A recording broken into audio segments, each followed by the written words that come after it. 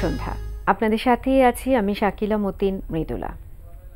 প্রিয় দর্শক শ্রোতা, সবাইকে স্বাগত জানাচ্ছি শুভ সন্ধ্যার আজকের আয়োজনে। শুভ সন্ধ্যায় আজ থাকছে আগামীকাল ঢাকায় এনটিভি হাইলাইটস এবং মুক্তিযোদ্ধা নাজমা শাহিন বেবির সঙ্গে আলাপচারিতা। প্রথমেই আগামীকাল ঢাকায়।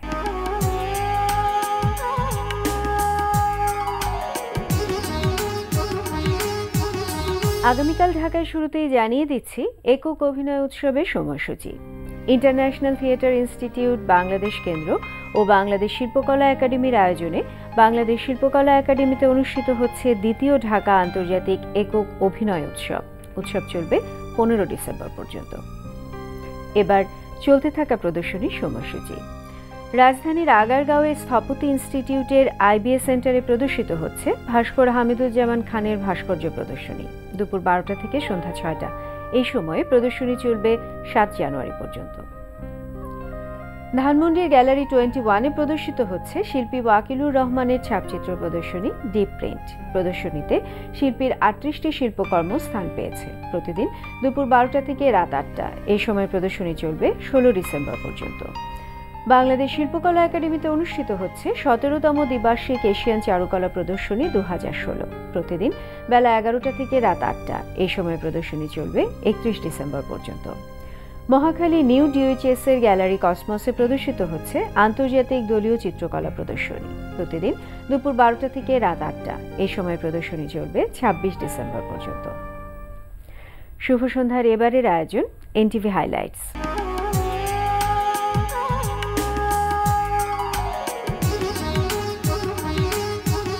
জানিয়ে দিচ্ছি কি থাকছে এনটিভির রাতের অনুষ্ঠান সূচিতে। সন্ধ্যা 6:45 দেখবেন জহিরুল আলমের উপস্থাপনায় টক শো ফ্র্যাঙ্কলি স্পিকিং।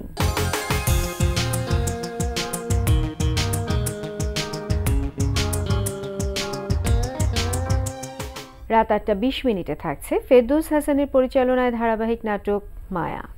একটা খুনের যে শাস্তি, দুইটা খুনের কিন্তু একই শাস্তি।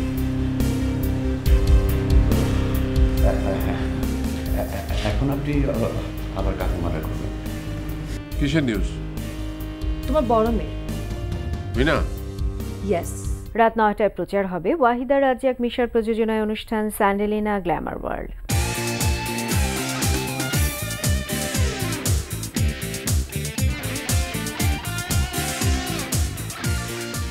রাত 9:40 দেখবেন সুমন আনোয়ারের পরিচালনায় ধারাবাহিক নাটক সিনেমাওয়ালা। আজকাল আমার থেকে বেশি হীরাকে নিয়ে ভাবছো তুমি। She is my actress. Are you jealous? Jealous হীরাকে নিয়ে আমি? তুমি কতদিন যাবত হীরাকে চেনো বলো তো? যতদিন যাবতই চিনি মেয়েটা ভালো। চিন্তা হচ্ছে মেয়েটার জন্য। চিন্তা হচ্ছে? রাত 11:30 দেখবেন ইমরাউল রাফাতের পরিচালনায় ধারাবাহিক নাটক তরুণ তুর্কি। আমি জাস্ট বলতে চাচ্ছি, অ্যাকর্ডিং টু ইশরাত, ও যে ডেসক্রিপশন দিল, আজকে কি আপনাদের যে কোনো একটা অ্যাক্সিডেন্ট হয়ে যেতে পারতো না? আপনি সমাজকে পরিবর্তন করতে নেমেছেন, আপনার নিজেরই তো কোনো ঠিক থাকতো না। আমাদের তো আপনাদের সেফটিটাও চিন্তা করতে হবে। আপনারা না থাকলে, আমরা সবাই না থাকলে পরিবর্তন করবেটাকে? এই ছিল এনটিভির রাতের অনুষ্ঠানমালার হাইলাইটস। এবার আলাপচারিতা।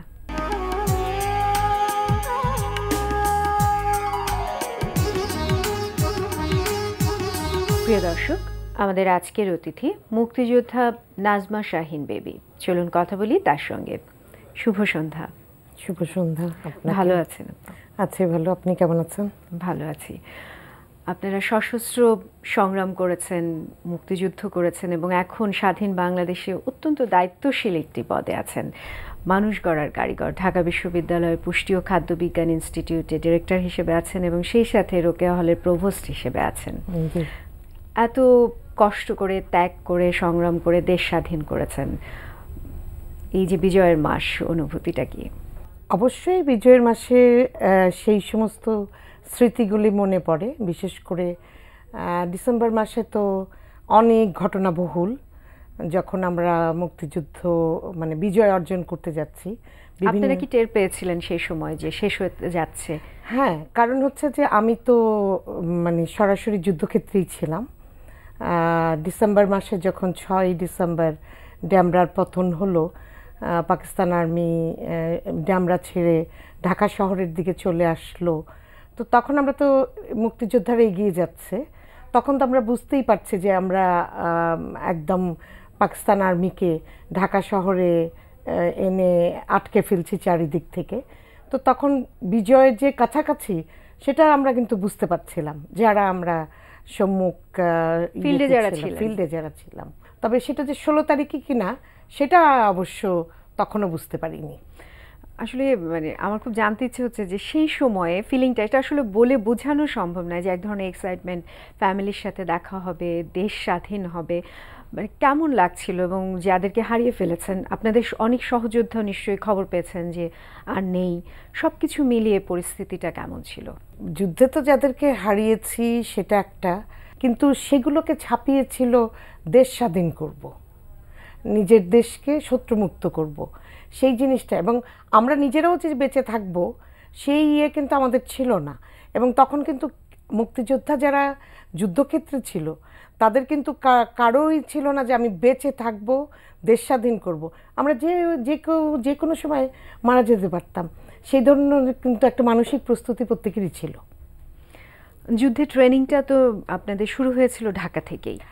আমরা আসলে 7ই মার্চের বঙ্গবন্ধুর যে ঐতিহাসিক ভাষণ, তারপরে কিন্তু মেয়েদের জন্য একটা ট্রেনিং শুরু হয় আমাদের কলা ভবনে। আমাদের দুজন প্রাক্তন আর্মি ইন্সট্রাক্টর ছিলেন, দুদু ভাই এবং পেয়ারু ভাই। ওনারা কিন্তু প্রতিদিন সকালে আমাদেরকে, তখন যে ডাকসু অফিস ছিল কলা ভবনের ভিতরে, সেখানটাতে আমাদের আর্মি ট্রেনিং হতো। এবং 25শে মার্চে আমাদের যে ট্রেনিংটা ছিল সেটা ছিল কলা ভবনের ছাদে, যে আমরা একটা শত্রু ক্যাম্প যদি দখল করি, সেই শত্রু ক্যাম্পে কি করে ক্রল করে যেয়ে আমরা আমাদের বাংলাদেশের পতাকা উড়াবো। 25শে মার্চ কিন্তু আমরা ওই ট্রেনিংয়ের অংশ হিসেবে কলা ভবনের ছাদে বাংলাদেশের পতাকা উড়িয়েছিলাম। সেই দিনই তো রাতের বেলা অতর্কিত পাকিস্তান তারা বিশ্ববিদ্যালয় ক্যাম্পাস আক্রমণ করলো।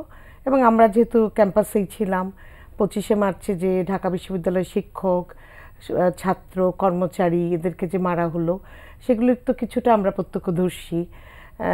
আমরা যে পাড়াটায় থাকতাম ব্রিটিশ কাউন্সিলের পাশে ফুলা রোডে, সেখানে শিক্ষকদেরকে মারলো, ইকবাল হলের ছাত্রদেরকে মারলো, আগুন লাগিয়ে দিল, সেগুলো তো আমরা দেখেছি।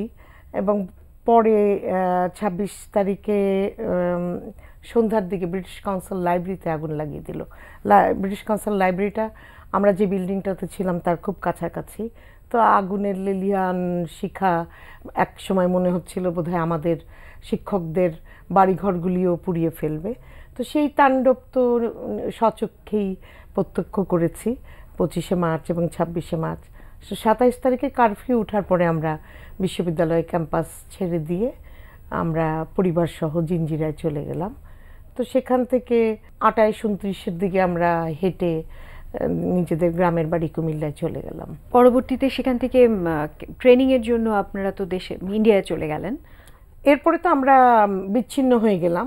তো আমরা, আমার বড় বোন লুৎফা হাসিন রোজি এবং আমরা পরে এপ্রিল-মের দিকে আমাদের বাবা প্রথম ফেরত আসলেন গ্রাম থেকে ঢাকা বিশ্ববিদ্যালয়ে। উনি ওনার কর্মস্থলে ফিরে এসে পরে আমাদের যখন গ্রামের দিকে আর্মি যেতে শুরু করলো, তখন উনি আমাদেরকে এখানে নিয়ে আসলেন। যখন নাকি মুজিব বাহিনী, BLF, যেটা বাংলাদেশ লিবারেশন ফোর্স নামে ছিল, তাদের প্রথম ব্যাচ বাংলাদেশে ঢুকলো, তখন ওরা আমাদের সাথে যোগাযোগ করলো। তখন যোগাযোগ করার পরে আমরা তখন বললাম যে আমরাও মুক্তিযুদ্ধে যেতে চাই, আমরাও ট্রেনিং নিতে চাই। তো সেই সময় আমরা দুবোন স্কুলে যাওয়ার কারণ আমাদের বয়স যা ছিল, আমার বড় বোন ক্লাস 10-এ পড়তো, আমি ক্লাস 8-এ পড়তাম আজিমপুর স্কুলে।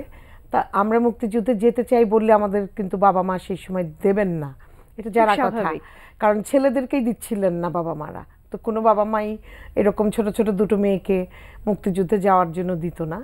তা আমরা, আমাদের যে সহযোদ্ধা এসেছিলেন আমাদের সাথে যোগাযোগ করতে, তাকে আমরা আগের দিন রাতের বেলা আমাদের কাপড় চোপড় ছোট ছোট ব্যাগে করে দুজন দিয়ে দিয়েছিলাম। আর সেদিন আমরা স্কুলে যাওয়ার কথা বলে বের হয়ে আমরা একটা চিঠি লিখে রেখে পালিয়ে গিয়েছিলাম। সেখান থেকে আমরা জিঞ্জিরা যাই। জিঞ্জিরার থেকে আমাদের তখন কামরুল আলম খান খসরু, উনি ঢাকা সিটি দুটো অংশে ভাগ ছিল মুজিব বাহিনীর জন্য, গেরিলা তৎপরতা চালানোর জন্য। তাদের বেস ক্যাম্প ছিল ড্যামরাতে ছিল কামরুল আলম খান খসরুর, আর জিঞ্জিরার ওদিকে ছিল মন্টু ভাইয়ের গ্রুপের বেস ক্যাম্প। তা আমরা ড্যামরা দিয়ে সেখানে আসি। আমরা যেদিন ড্যামরাতে আসি, ওনার বেস ক্যাম্প প্রথম ছিল রূপসী গ্রামে। সেদিন রূপসী গ্রামটা পাকিস্তান আর্মি জ্বালিয়ে দেয়, তারা কোনো রকম এখান থেকে পালিয়ে যায়। তো যেই হোক, সেটা তাদের করা ছিল যে কোথায় গেলে তাদের খোঁজ পাওয়া যাবে। আমরা পরবর্তীতে যেয়ে তাদের সাথে যোগ দিই সাদিপুর গ্রামে। তো এর মধ্যে দ্বিতীয় ব্যাচ বিএলএফের জন্য রিক্রুটমেন্ট শুরু হয়, কারা যেতে চায়। তো সেই সময় কিছু সময় আমরা এখানে সাদিপুরে খসরু ভাইয়ের গ্রুপের সাথে ছিলাম। তো সেই সময় উনি আমাদেরকে স্টেন গান কিভাবে খুলতে হবে, লাগাতে হবে, গুলি করতে হবে, গ্রেনেড কিভাবে ডেটোনেট করতে হয়, এসএমজি এলএমজি যা যা অস্ত্র ছিল সেগুলো পরিষ্কার করানো, লাগানো, এগুলো কিছু ট্রেনিং কিন্তু আমরা খসরু ভাইয়ের কাছ থেকে এখানেই পেয়েছি। তিনি মুক্তিযুদ্ধ ভিত্তিক চলচ্চিত্র ওরা 11 জনে, হ্যাঁ ওরা 11 জনের নায়ক করেছিলেন। এবং উনি সেই সময় বলতেন যে উনি মুভি করবেন, এবং সেই সময় উনি একটা বলতেন যে আমি 2 বোন বলে একটা ছবি করব তোমাদের 2 বোনকে নিয়ে। মানে উনি খুব এক্সাইটেড ছিলেন যে আমরা এরকম ছোট ছোট 2 জন মুক্তিযুদ্ধে অংশ নেওয়ার জন্য এসেছি। এবং আরও যেটা হলো যে ওটা যেহেতু মুক্তিযোদ্ধারা থাকতো এবং ক্যাম্প, রাতে কিন্তু পাহারা দিতে হতো বাই রোটেশন, যে কোন সময় শত্রু অতর্কিতে আক্রমণ করে। আমাদের 2 বোনদেরকেও কিন্তু ছেলেদের সাথে রাতের বেলা অস্ত্র নিয়ে পাহারা দিতে হতো, যে দূর থেকে কোনো নৌকা আসছে কিনা। ঘুমিয়ে পড়তেন না, এত এক্সাইটমেন্ট ছিল এবং যুদ্ধ করতে গেছি। এবং তার আগে তো মানে পরিবেশটাই এরকম ছিল যে আমরা সবসময় মাস্টারদা, সূর্য সেন, চট্টগ্রাম অস্ত্রাগার লুণ্ঠন, প্রীতিলতা সেন, নেতাজি সুভাষ বোস, এইগুলো যেহেতু পড়ে আমরা উদ্বুদ্ধ হয়েছি, তখন তো অনেকটা হচ্ছে যে প্রীতিলতার মতো চট্টগ্রাম অস্ত্রাগার লুণ্ঠন করব, এই ধরনের যুদ্ধে অংশ নিব, সেই রকম একটা ছিল। তখন ঘুমিয়ে পড়া কিংবা টায়ার্ড হওয়া এই জিনিস কখনোই ছিল না। আসলে সেই সময় যেটা আপনার কথা শুনে মনে হচ্ছে যে যাদের কথা বললেন যে একেবারে ছোটবেলা থেকে ভেতরে লালন করা তাদের মতাদর্শটাকে, সেটা আসলে খুব বেশি ছিল সকলের ভেতর, একেবারে স্কুল জীবন থেকেই সেটা ছিল। কারণ হচ্ছে তখনকার পরিবেশটাই ওরকম ছিল। 69-এর আন্দোলনের সময় যখন নবকুমার স্কুলের ক্লাস 9-এর ছেলে মতিউর মারা গেল, তখন কিন্তু সারা ঢাকা শহরের স্কুলের ছেলে মেয়েরা 69-এর গণ অভ্যুত্থানে তারা এসে অংশ নিয়েছিল। তো যার ফলে স্কুলের ছেলে মেয়েরা যে আন্দোলনে অংশ নিতে পারে না, এখন যে ধারণাটা, তখন কিন্তু তা ছিল না। এবং এরপরে 70-এ যেটা স্কুল ভিত্তিক যেটা আন্দোলন হয়েছিল, পাকিস্তানের দেশকৃষ্টি আন্দোলন, সেটা ছিল যে সায়েন্সকে 25 নাম্বারের জন্য পাকিস্তানের ইতিহাস পড়তে হবে। তখন তারা বলল যে না, আমরা সায়েন্সের স্টুডেন্ট, কেন পাকিস্তানের ইতিহাস পড়ব। তো সেটা বন্ধের দাবিতে একটা আন্দোলন হয়েছিল 70-এ। সেটা কিন্তু স্কুল ভিত্তিক আন্দোলন ছিল। তো যার ফলে স্কুলের ছেলে মেয়েদের মধ্যে কিন্তু সেই রাজনৈতিক সচেতনতা যে আমরা পরাধীন, আমার পশ্চিম পাকিস্তান আমাদেরকে শোষণ করছে, আমরা স্বাধীন বাংলাদেশ চাই, এই জিনিসগুলো কিন্তু তাদের মধ্যেও সঞ্চারিত হয়েছিল। যার ফলে এখন চিন্তা করলে সেই জিনিসটা বোঝা যাবে না যে এটা কেমন। সেই সময় সব মানুষের মধ্যেই সেই 70 এবং 71-এ এসে 70-এর নির্বাচনে যে বিজয়, সেটা কিন্তু সব মানুষের মধ্যেই কম বেশি ছিল। এবং পারিবারিকভাবেও আপনি না, আরেকটা যেটা বলি যে 70-এর নির্বাচনে আমি তো ভোটার না, কিন্তু আমি কিন্তু আওয়ামী লীগের পোলিং এজেন্ট ছিলাম। কারণ হচ্ছে যে তখন বঙ্গবন্ধু যে কোতোয়ালি থেকে দাঁড়িয়েছিলেন, সেখানে মানে আওয়ামী লীগের ট্রেজারার ছিলেন ফজলুল করিম, উনি বাবার বন্ধু ছিলেন। তখন পোলিং এজেন্ট দিতে যে মহিলা পাচ্ছেন না, তখন আমাদেরকে শাড়ি টাড়ি পরিয়ে তখন পোলিং এজেন্ট হিসেবে দেওয়া হলো। তো এইরকম জিনিস কিন্তু আমরা আপনার বাবা একজন নির্বাচনে- ভাষা সৈনিক ছিলেন। হ্যাঁ, আমাদের পারিবারিক একটা পরিবেশ সেটা ছিল যে আমার বাবা ভাষা সৈনিক ছিলেন।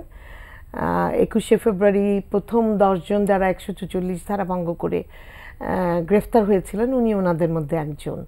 তো যার ফলে আমরা কিন্তু পারিবারিকভাবে সেই স্বাধীনতা কিংবা সেই ধরনের একটা আদর্শিক উদ্বুদ্ধ যেটা বাবার কাছ থেকেই হয়েছিলাম, কারণ জ্ঞান হওয়ার পর থেকেই মার কাছে গল্প শুনতাম যে বাবা মার বিয়ের পরপরই, তখন তো অল্প বয়সেই বিয়ে হয়ে যেত, বাবা যখন মাস্টার্সের স্টুডেন্ট তখনই মার বিয়ে হয়েছিল এবং ওই প্রথম বছরেই বাবা তখন গ্রেফতার হন। তো সেই গল্প কিন্তু আমরা ছোটবেলার থেকেই শুনি এবং বাড়িতে একটা ওই রকম পরিবেশ ছিল। আপনাকে অনেক ধন্যবাদ। আসলে যুদ্ধের গল্প এবং আপনাদের স্বাধীন বাংলাদেশ যে আমাদেরকে দিয়েছেন, সেই গল্প শুনতে অনেক সময় লাগার কথা। আমাদের অনুষ্ঠানের সময়টা শেষ হয়ে এসছে, বিদায় নিতে হবে। আগামীতে আবার হয়তো বা গল্প শুনবো। অনেক অনেক ধন্যবাদ। আপনাকেও অনেক ধন্যবাদ এখানে আমন্ত্রণ জানাবার জন্য। প্রিয় দর্শক, কথায় কথায় আমরাও চলে এসেছি অনুষ্ঠানের শেষ প্রান্তে। আমাদের সঙ্গে যোগাযোগের ঠিকানা প্রযোজক শুভ সন্ধ্যা, NTV BCC ভবন, 7 তলা 102 কাজী নজরুল ইসলাম এভিনিউ, কারওয়ান বাজার, ঢাকা 1215। আমাদের ইমেল অ্যাড্রেস shubhosandha@ntvbd.com। প্রিয় দর্শক, NTVতে সম্প্রচারিত সংবাদ ও অন্যান্য সকল অনুষ্ঠান দেখতে লগ ইন করুন www.ntvbd.com-এ। সবাই ভালো থাকুন, নিরাপদে থাকুন। শুভ সন্ধ্যা।